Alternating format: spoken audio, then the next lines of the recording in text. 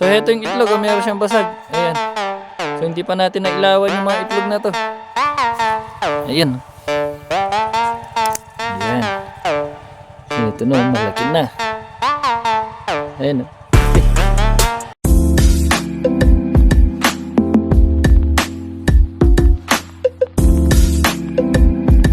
So guys, ayan, magandang hapon po sa inyo lahat. Ayan.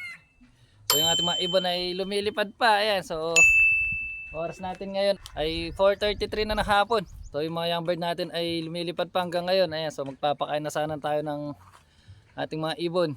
Ayan, so heto yung ating mga young bird, oh. Ayan, so meron silang kasamang isa. Arigo. Ayan. Saan na? Ayan, so naging 6 yung ibon natin. Ayun, oh. Ayan sila. Ayan, oh. Ayan.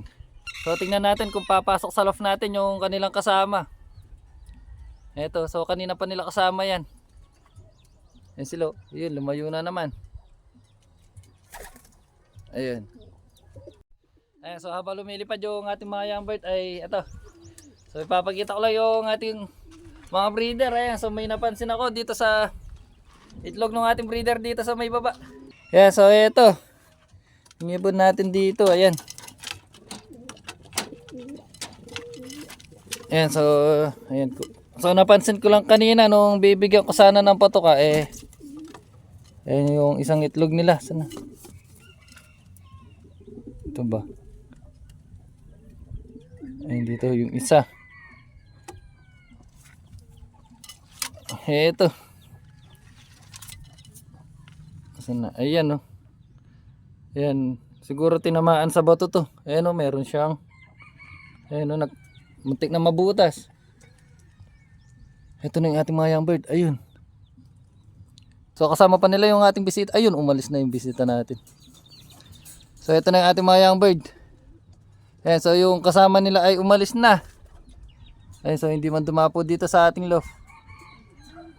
Ayan, so balikan natin ulit yung itlog. Ayan, so heto nga yung itlog, oh. Ayan, ayaw mag-focus ng ating camera. Ayan.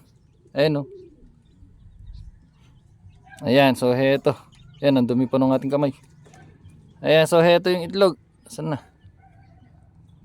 Uy, mag-focus ka, kaibigan. Ayan, so heto, meron siyang basag. So heto yung itlog, oh, meron siyang basag. Ayan. So hindi pa natin nailawan yung mga itlog na to. Ayan, so mamayang gabi ay tignan natin kung fertile ba yung mga itlog na to. Ayan, so ibabalik na natin.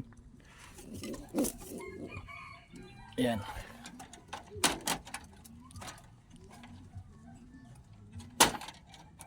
Ayan na. At mamaya nga pala ay ayan, yung mga kapares nito, yung dalawang kak na hinihintay natin ay darating na daw. Ayan, so mamayang gabi ay makukuha na natin. Ayan, so mamayang gabi ay magkikipagkita tayo sa ating tropa. Ayan, sa ating bossing. Ayan, si bossing ay pumunta daw dito mamaya. At yung ibon natin na hirap sa pagitlog, ayan. Hanggang ngayon ay hindi pa lumalabas yung kanyang itlog. Ayan. At yung ating mga young bird, dito na. So papapasukin na natin. Ayan, dahil mamaya ay pupunta tayo dun sa kabilang bukid. Kaya medyo maaga natin sila pinakain ngayon. Ayan, so sisilipin natin yung mga tanim na palaya dun. So sabi nila ay may mga bunga na. Ayan. So parang kailan lang nung nagtanim tayo dun, yung binhipa lang sila ngayon may mga bunga na daw. Kaya excited tayong pumunta mamaya dun. Pagkatapos natin magpakain dito sa ating mga ibon. Ayan.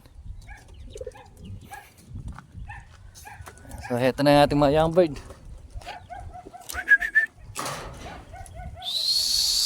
Yun na.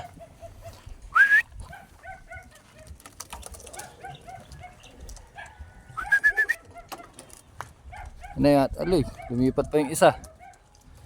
Ito na. So yung mga young bird natin ito madali na lang papasukin to.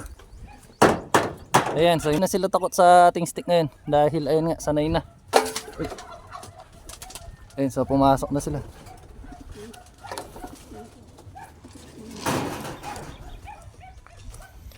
Ayan, at yung tatlo nga ay nandito. Ayan, so heto na yung mga young bird, yung 5. Ayan, kumakain na. Ayan. At itong ibon pala ni Boss Son na ilalagay muna natin dun sa ating mga stock bird dahil hindi na daw niya ilalaban to. So nag-comment siya sa ating YouTube channel. So gagawin daw niyang breeder. Kaya ayan, ikikip na lang natin dun, baka makawala pa. Yung bird natin, oh. So di pa natin siya napakawalan. Yun, yun na. Yan, so ulihin ko lang yung ibon ni Boss Son. Ito. At ayan, so heto yung ibon ni Boss Son. Ayan, so bata pa to, kaya ayan, oh. Tingnan nyo naman, nagpapalit pa to ng ng balahibo. Ayan, so ilalagay na lang muna natin dito sa ating mga stock bird. Ayan, dito lang samahin. Ayan, so dyan ka muna. Ayun. Ayan siya, oh. Ayan. So kamukha nito yung kanyang tatay. Yan, maliit yung katawan. Ayun yung kanyang tatay, oh. Ayan. So parehas sila. Ito ano to, kakto, pero yung katawan niya parang babae, ang liit. Ayan, yung tatay niyan. Ayan. Yan yung tatay ng ibon ni Boss Son. At ayan, so tapos na natin pakainin yung ating mga ibon. Ayan, so tapos na nga sila. Ayan, so tapos na sila kumain at naipakita na natin yung itlog ng ating isang breeder dito na may, ayun na, muntik na mabutas. Ayan, so ngayon pupunta na tayo dun sa kabilang bukid para tignan yung mga tanim na ampalaya nila tatay kung gaano na to kaganda. Ayan. Guys, ayan, so nandito na tayo sa mga tanim na ampalaya nila tatay. Ayan, oh. Ayan. Ayan na, so ang tataas na ng mga tanim nilang ampalaya. Ayan, oh.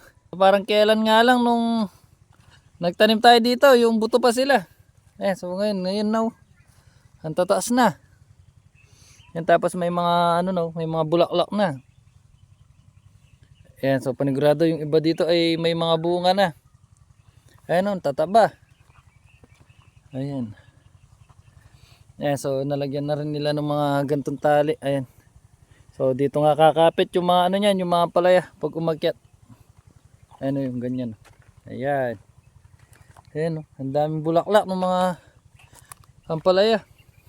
Ayan, so maghanap tayo ng mga bunga kung meron na ba silang bungang malalaki. Ayan, so panigurado sa lagi nilang to meron ng bunga to. Or yung iba, panigurado meron ng bunga. Ayan, so heto. Ayan, tingnan nyo, ayan, oh. Ayan na, so ganyan nakalagay yung bunga nito. Kaso ano siya, medyo baloktot. Eto, ayan, oh. Ayan, oh, tuwid. Ayan.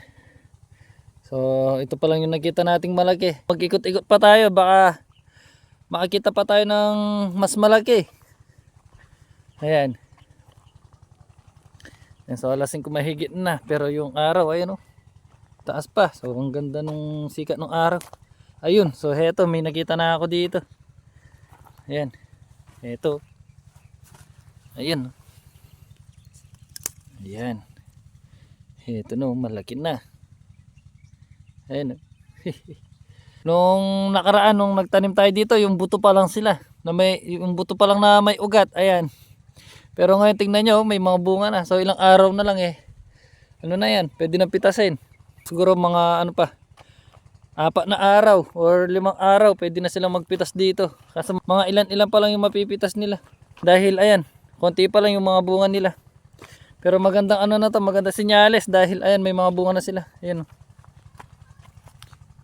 Ayan. Halos lahat may mga bunga at may mga bulaklak na. Ayan. Ayan sila. Ayan, so dito naman tayo pumunta. Dito sa may bandang dulo. Dito medyo maliliit pa. Di katulad dun sa may unahan. Malalaki na. So makikita natin yung mga tanim dito banda. Ayan, medyo maliliit pa. Di katulad dun sa unahan. Kung saan tayo unang pumunta kanina. Ayan, malalaki na yung mga tanim dun. So dito nga kasi yung nahuli nung nakaraan. Ayan yung huling natamnan. Kaya medyo maliliit pa sila. Ayan. So halos lahat may mga bulaklak at mga bunga na. Ito ano pa to? Mga bulaklak pa lang to. Ayan. So gaganda. Ang gaganda ng mga tanim na ampalaya nila tatay. At nalulusog. Yan. Yan, so malilit pa yung mga tanim banda dito kaya balik tayo din para makahanap tayo nung mas malaki pa. So hindi na nga tayo lagi nakapunta dito dahil gawa nung busy tayo sa bahay. So ang dami natin ginagawa. Kaya ayan, ngayon na lang tayo nakapunta ulit dito. Ayan. So pagdating natin dito ay ganyan nakalalaki yung mga tinanim nating mga ano nun, mga palaya. Ayan.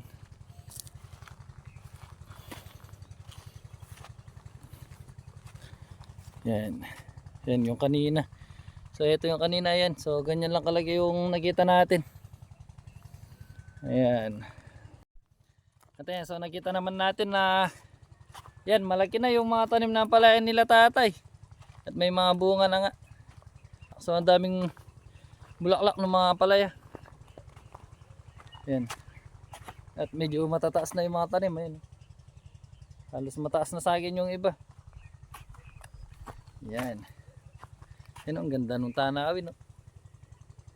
Yan. So ganyan kaganda yung tanawin dito. Yan, at yung ating mga kasama ay nandun. So naghihintay sa atin. Sa ating service. So pupuntahan na natin yung ating mga kasama. So baka naiinip na sa atin.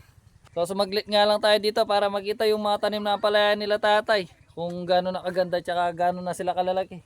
Ayan, so masaya naman tayo sa nakita natin sa mga tanim na palaya nila tatay. Dahil ayan, halos may mga bunga na at may mga bulaklak. At tignan nyo naman, dati sumali lang tayo sa pagtatanim dito. Yung mga ano pa sila, mga buto pa sila na may maliit na ugat. Ngayon, ayan, yung iba ay mas matangkad pa sa atin.